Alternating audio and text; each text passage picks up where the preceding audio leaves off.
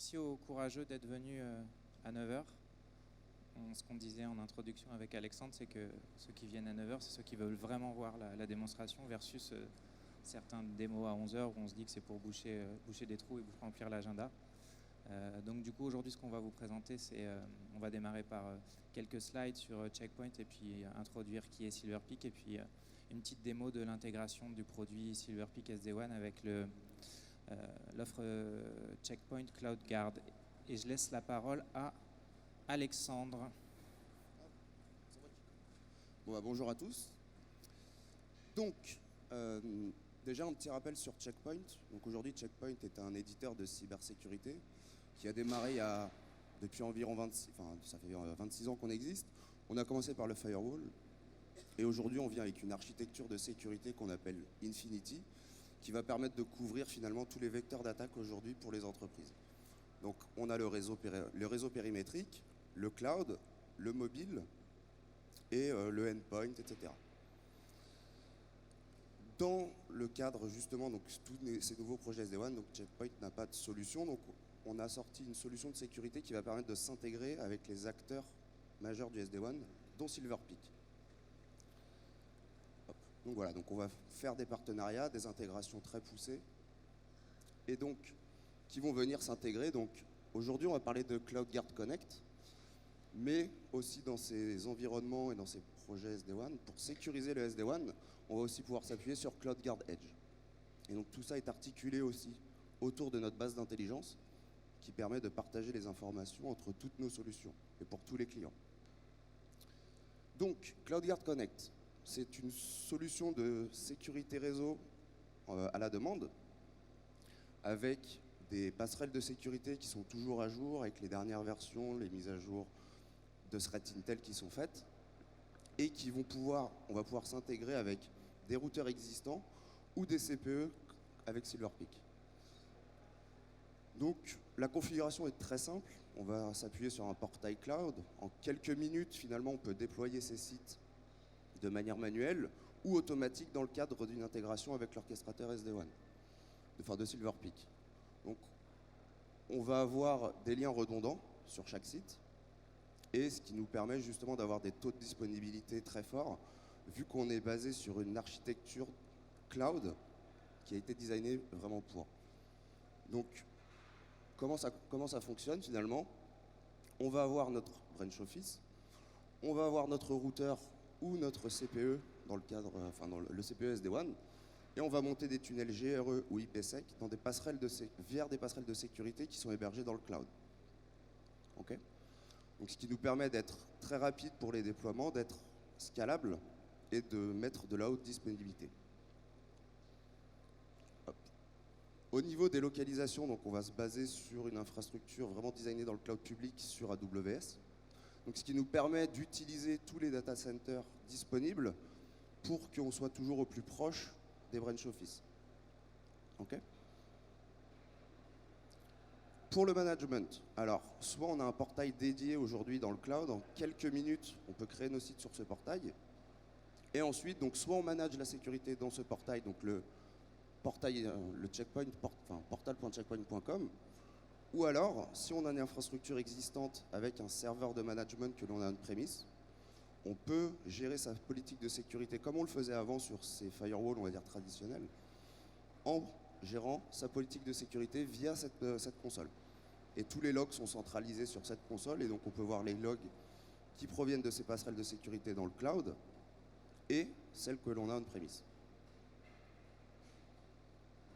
Donc ça, c'est assez flexible et chacun peut faire comme il veut. Et donc là, on passe la main donc, à Silverpeak sur... Quelques minutes sur qui est Silverpeak. On est un salon sur la sécurité. Silverpeak, c'est une entreprise américaine qui a été fondée en 2004 dans le marché de l'optimisation, concurrent principal de Riverbell de 2004 à 2014, qui a basculé dans le domaine du SD-WAN en 2014. Ce n'a pas été une bascule technologique parce qu'en fait, dans le produit, depuis 2004, on a déjà des facultés, des techniques, les premières lignes de code qui répondaient à des besoins de SD-WAN, qui sont monter des tunnels, une orchestration, une ouverture en VNF. Donc en fait, le virage Silver Peak, solution de WAN optimisation à Silver Peak, solution SD-WAN, il a été marketingment parlant assez violent. Technologiquement parlant, en fait, le produit n'est qu'une évolution de ce qu'il a été depuis 2004. En 2014, Silver Peak n'a pas totalement recodé sa solution. Aujourd'hui, ça donne quoi en termes de chiffres? C'est plus de 1500 clients 1500 clients SD-WAN dans le monde, acquis depuis 2014, une solution une entreprise très technophile. Notre CEO David Hughes est un ancien programme manager Cisco, il influe encore sur la roadmap, il a plus de 50 brevets. Les 50 brevets qui sont ici, c'est 50 des brevets qui sont déposés par lui-même. On est 500 employés dans le monde, d'accord. Donc on est dans le marché du SD-WAN, on est plus dans la jungle du SD-WAN. Pour la deuxième année consécutive, on est leader en haut à droite dans le Gartner, d'accord. On a, vous avez vu les quelques chiffres précédemment sur les 500 employés dans le monde. On ne communique pas sur notre chiffre d'affaires, mais on fait un chiffre d'affaires entre 100 millions et 400 millions de dollars dans le monde. Vous voyez qu'on est à côté de petites startups, VMware, Fortinet et Cisco. Donc nous, notre objectif, notre principal challenge, il est de développer un écosystème. C'est pour ça qu'aujourd'hui, on travaille d'arrache-pied avec Checkpoint notamment et tout un écosystème de solutions pour s'intégrer au mieux avec ces solutions-là, pour contrer le pitch de notamment VMware et Cisco qui vont pitcher une intégration avec leurs produits LAN, SD-WAN, sécurité et intégration dans le data center. Nous, on fait que du SD-WAN du lundi matin au vendredi soir et notre objectif, c'est de s'intégrer au mieux avec l'écosystème. C'est ce qu'on va vous montrer avec la solution Checkpoint. Un tout petit peu d'architecture. Alexandre l'a déjà présenté. Donc on a un boîtier Edge Connect ou une VNF Edge Connect qui va porter une intelligence de routage, une intelligence de sécurité, une intelligence d'optimisation. On a une base de signature applicative aujourd'hui de plus de 300 millions de noms de domaine. On est le seul acteur SD-WAN avec Citrix à être certifié sur Office 365 par exemple grâce à cette base de signature. Ça veut dire que de manière très granulaire, on va être capable de définir pour des groupes d'applications une sortie Internet en local pour Office 365 par exemple parce que ce sont les prérequis de Microsoft. D'accord. Envoyer le flux de navigation web à destination de Checkpoint CloudGuard Connect et on va voir comment on le fait juste après avec une automatisation complète. Et après, si on le souhaite, eh ben, on peut renvoyer des flux, garder les flux dans la matrice SD-WAN et renvoyer des flux vers des firewall checkpoints qui seraient on-prem dans le data center ou pour d'autres fonctionnalités de sécurité. L'important, c'est d'améliorer la qualité d'expérience utilisateur, d'accord. Avoir une seule et unique console d'orchestration qui permet de pousser toute la configuration à tous les boîtiers Edge Connect sur le site distant, d'accord. Et ça, c'est déjà dans le produit depuis 2004. Déjà depuis 2004, pour faire de l'optime, c'était un orchestrateur pour configurer toutes les appliances Edge Connect. Réduire les risques et les coûts, bien sûr, d'accord. On va passer à la démo. On n'a que 13 minutes pour faire la démo, donc on l'a un petit peu simplifié. Là, je viens de me connecter à une infrastructure de lab. Excusez-moi. Si on fait ça, ça va mieux marcher. Et là, on est bon. Donc là, on est connecté sur un lab. C'est mon lab personnel. Comment est-ce qu'on configure l'intégration avec Checkguard Cloud Connect? Première chose à faire, vous retrouverez sur le portail Checkpoint CloudGuard vos client ID et secret key. D'accord. On remplit client ID et secret key, on a automatiquement un pooling qui est fait depuis l'orchestrateur Silver Peak vers l'orchestrateur CloudGuard. D'accord. Donc là, on voit qu'on est connecté. Première étape. Deuxième étape, on a une notion de label chez Silver Peak. Je ne vais pas le détailler ici. Si vous voulez plus de précision, il ne faudra pas hésiter à passer me voir sur le stand Silver Peak. La label, c'est la connectivité que l'on peut avoir sur l'ensemble de son réseau. Donc on va définir les labels qui sont la connectivité réseau sur lesquels on va venir monter les tunnels IPsec à destination de CloudGuard.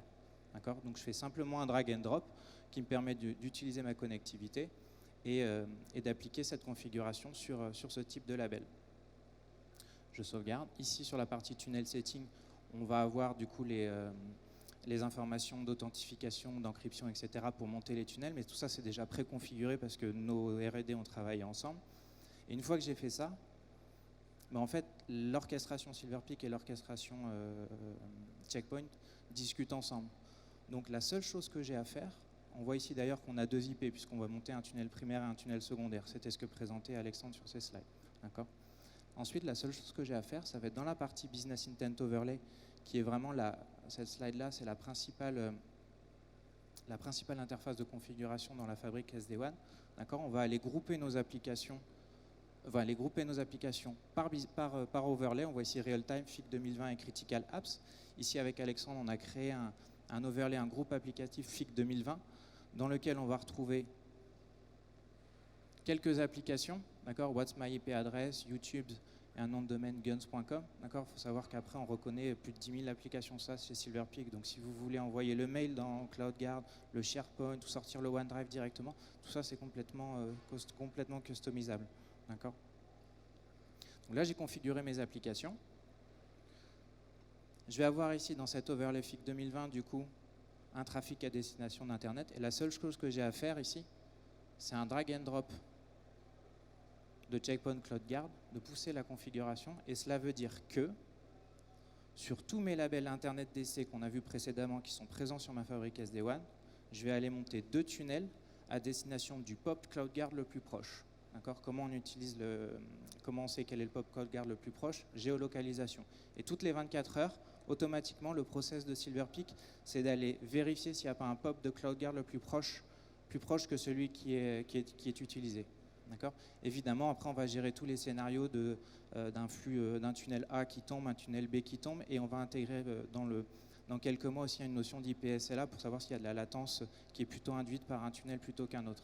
Et tout ça, c'est fait automatiquement.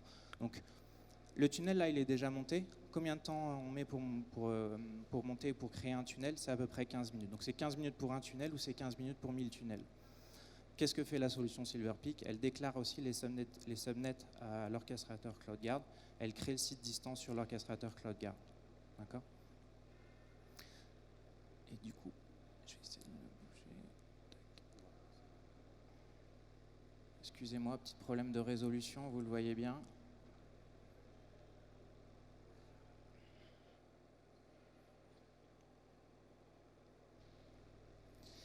Et on est de retour.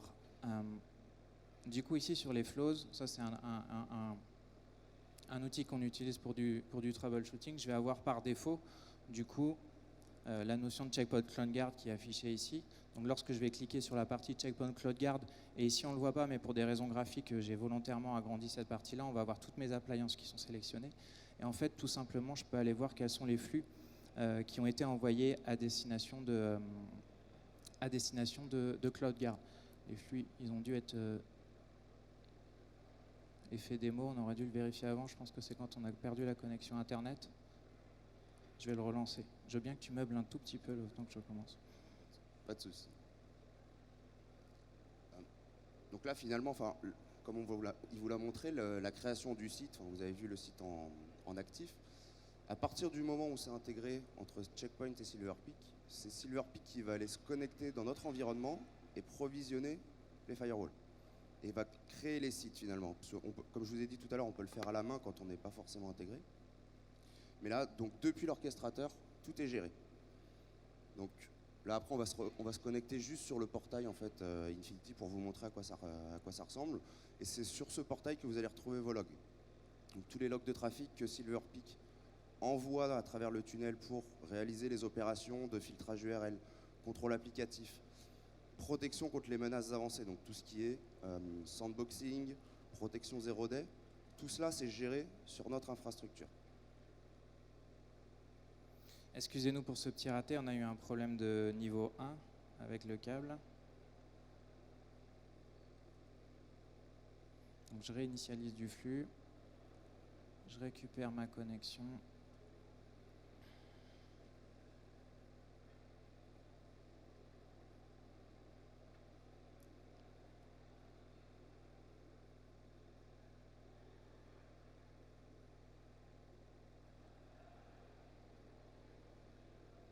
Et j'ai plus de flux.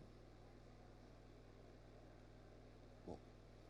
Sinon, on va repasser sur celui-ci parce que forcément on a tout perdu. Là, on va pouvoir voir justement les flux qui ont été renvoyés. je te laisse. La technique du scotch sur le câble RJ45 n'a pas fonctionné. Voilà, là on voit le site qui a été automatiquement provisionné par Silverpeak. Donc là, au niveau du site, déjà on peut voir le détail, enfin les instructions, donc comment on s'intègre. Voilà, après on choisit, par exemple si on a un routeur classique, on donne les commandes à rentrer sur le routeur, les clés de chiffrement, etc. Ici on a le détail du site, hein. Donc on voit le nom, la localisation, donc là, vu que l'appliance Silverpeak est située vers Marseille, on est sur le data center français, le type de tunnel, l'IP externe, et ensuite donc les subnets, les réseaux qui sont derrière le site distant. Ça, c'est directement annoncé par le boîtier Silverpeak, hein. Donc tous les subnets qui sont derrière le boîtier SD-WAN sont automatiquement envoyés à CloudGuard Connect pour la partie visibilité. C'est ça. Ensuite, nous, on va créer, donc là sur ce portail, c'est très simple, on va avoir une politique d'accès, donc où là on va bloquer donc, tout ce qui est site, anonymizer, les navigations sur Tor, etc. Le partage de fichiers, donc, et ensuite, finalement, donc, quand on veut, on va bloquer tout le contenu indésirable, donc ça c'est jusqu'en contrôle applicatif, et finalement ma règle par défaut c'est je laisse passer le reste, sinon on peut avoir des problèmes au niveau de la navigation. Hop. Ici, la politique de prévention, donc c'est là où on va appliquer tout ce qui est IPS, sandboxing. Donc là, on est dans un mode où on est en prevent, donc on arrête tout ce qu'on voit, on ne fait pas de la détection. Et on peut mettre du déchiffrement SSL, puisqu'aujourd'hui, environ 70 à 90% du trafic est chiffré en HTTPS sur le web. Donc là, on ne l'a pas activé, mais sinon, très simplement, on peut l'activer, on télécharge le certificat et on le pousse sur ses postes clients. Ensuite, dans la partie log, on va avoir toute la partie vraiment logging. Donc là, sur les tests qu'on a fait ce matin, vous allez pouvoir voir, alors avec la résolution c'est un peu compliqué, mais Frédéric avait configuré dans son overlay de rediriger finalement tout ce qui était à destination de guns.com, de YouTube et de What's My IP address, qui doit être... Donc finalement on voit que le trafic arrive bien jusqu'à notre infrastructure, et nous on fait notre filtrage. Donc dans notre règle de filtrage, on avait YouTube qui était accepté, on avait guns.com qui est un site d'armes à feu qui est bloqué dans notre politique, donc là il est en redirect. Donc forcément en fait on a mis une page de blocage à l'utilisateur pour lui dire tu ne peux pas naviguer sur ce site en fonction de la politique de sécurité. Ensuite on a aussi donc à la place des logs bruts, on peut avoir aussi donc tout type de rapports, alors là ils ne sont pas forcément très étayés, mais une vue vraiment cyberattaque qui est vraiment focalisée sur les attaques. Donc tout ce qui est communication vers des serveurs de command and control, etc. On va faire des rapports. On a d'autres rapports sur les politiques d'access. Donc là, voilà, on a une timeline sur 7 jours où on voit donc les périodes de trafic, donc qu'est-ce qui a été accepté, qu'est-ce qui a été refusé, les top sources, top destination, le trafic total, les utilisateurs, si on utilise l'identification des utilisateurs aussi, et donc top source, top dest, et après je peux encore aller dans le drill down. Normalement si je clique là, il devrait m'ouvrir les logs associés juste à cette IP là. Donc ça nous permet d'aller très rapidement, pouvoir identifier s'il y a un problème sur son réseau. Si on a un top source, ça peut être dangereux. Et des rapports de sécurité divers, voilà, sur l'état de sa sécurité. Donc ça c'est des rapports exportables qui ne sont pas dynamiques. Hop, une fois qu'il sera chargé. Donc voilà, finalement c'est la même chose. Donc les top applications, les top catégories de filtrage, les services. Donc vous voyez, on a fait beaucoup d'HTTPS. Donc la solution est designée vraiment pour sécuriser les connexions Internet. Donc voilà. Bon, après il y a divers paramètres. Quand on fait des modifications, finalement, si par mégarde on s'est un peu trompé dans notre politique de sécurité, on log tous les changements. Donc s'il faut, on peut revenir en arrière. On aurait juste à recliquer ici, on voit quand est-ce que la dernière politique a été installée, avec le nombre de changements. Et là, vous voyez donc les règles, etc. On peut rajouter des descriptions pour du suivi.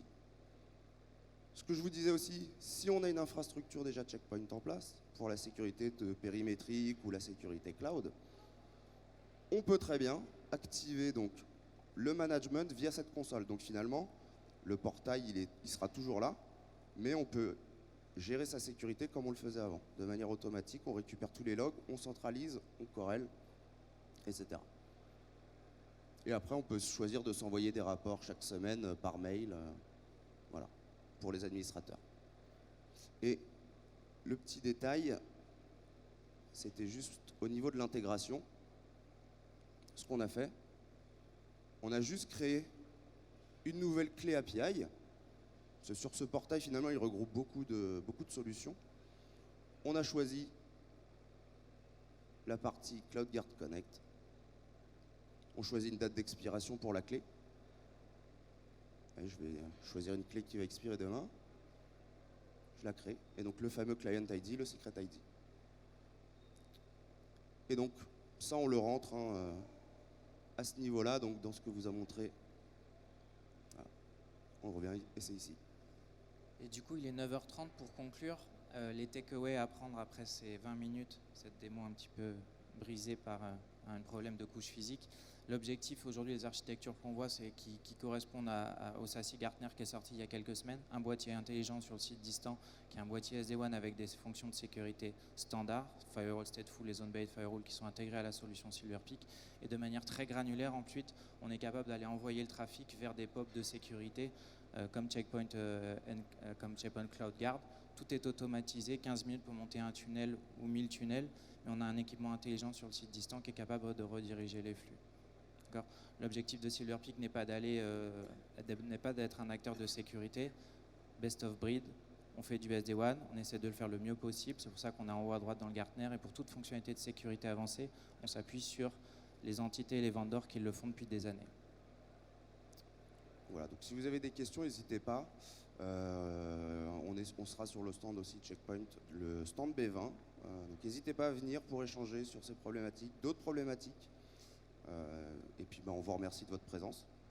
Et merci on vous souhaite à vous. une bonne journée.